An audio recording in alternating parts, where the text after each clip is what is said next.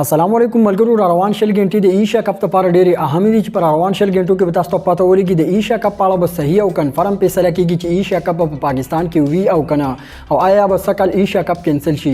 نو را روان شل غنټو ته انتظار وکړئ، ان شاء الله بیا تاسو ته صحیح او کنفرم نیوز میلاو شي. څنګه چې تاسو پته ده د پاکستان او د نیوزیلند سیریز ختم شو، په دې را روانو 2 میاشتو کې د پاکستان د بل چا سره سیریز نشته. خو پاکستان کرکټ بورډ د کرکټ مینوال ته ډېر د خوشحالۍ خبر ورکړی دی چې دا څه خبر دی او د انډیا میډیا یو بل دعوه کړې ده چې ایشیا کپ به پاکستان په ځای باندې په سریلانکا کې تر سره کیږي. نو دا خبر څومره حقیقت لري نو ټول معلومات در سره په دې ویډیو کې شیر کوم. نو ویډیو راست تر اخره پورې وګورئ. په دوبۍ کې د ایشیا کپ په حواله سره میټینګ جاری دی چې افغانستان، سریلانکا، بنگلاديش د دې بورډونو د چا په حق کې فیصله کړل. نو دغه ته هم په دې ویډیو کې ویم. د انډیا میډیا او ډېر اهم ذرایع دا خبر خور کړی چې په جاری میټینګ کې دا فیصله شوې ده چې سکل به ایشیا کپ د پاکستان په ځای باندې مکمل په سریلانکا کې تر سره کیږي. دا خبر څومره حقیقت لري پر روانو شل غنټو کې به تاسو ته صحیح پته ولګي. الریډي د سریلانکا او د بنگلاديش بورډ چې کوم د انډیا سره یو ځای شوی دی د انډیا په حق کې فیصله کړې ده. باقي پاتې شو افغانستان نه پاکستان ته وټ ورکړی دی او نه انډیا ته.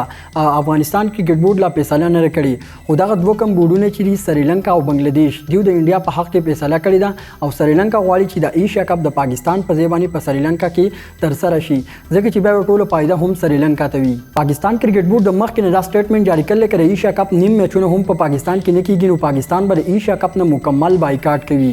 نو را روان شل غنټو ته انتظار کوو، ان شاء الله بیا پکې صحیح او کنفرم خبر راشي. پر روان ویډیو کې به ان شاء الله تاسو ته دا خبر درکوم چې ایشیا کپ په پاکستان کې وی او کنه آیا ایشیا کپ کینسل شو کنه. د ایشیا کپ په اړه کې بیا صحیح فیصله راغلی نو زه تاسو له ضروری اپډیټس درکوم. که پاکستان د ایشیا کپ نه بهر کیږي او کنه، خو پاکستان کرکټ بورډ د یو غټ سیریز اعلان کړی دی. پاکستان کرکټ بورډ به د دریو هیوادونو ترمنځ یو غټ ټورنمنت کوي چې په دې کې به کم ټیمونه شامل وي. دغه ټیمونو نومونه هم مخې ته راغلي دي. پر روانو 2 میاشتو کې د پاکستان کرکټ ټیم د هیڅ چا سره هم سیریز نشته. نو په داسې حال کې پاکستان کرکټ بورډ یو غټه فیصله کړې ده او یو غټ ټورنمنت اعلان کړی دی. د پاکستان کرکټ بورډ دا فیصله کړل چې پاکستان کرکټ ټیم به د ورلد کپ تیاری لپاره د دریو هیوادونو ترمنځ سیریز کوي. چې د دې سیریز لپاره پاکستان کرکټ بورډ د ساوث افریقا کرکټ بورډ، زیمبابوې کرکټ بورډ او ویسټ انډیز کرکټ بورډ او آیرلند کرکټ بورډ سره رابطه کړې ده چې په دې کې به د دریو هیوادونو ترمنځ په پاکستان کې دا ټورنمنت تر سره کیږي. په پاکستان کرکټ ټیم مکمل د ایشیا کپ نه آوټ شي نو بیا د پاکستان کرکټ ټیم چې کم مینوال نو به ډېر سخت خپوي. نو پاکستان کرکټ بورډ ولر مخکې نه غم کړی دی پاکستان کرکټ ټیم چې کم مینوال دغه د خوشالولو لپاره او د لوبغاړو د مصروف ساتلو لپاره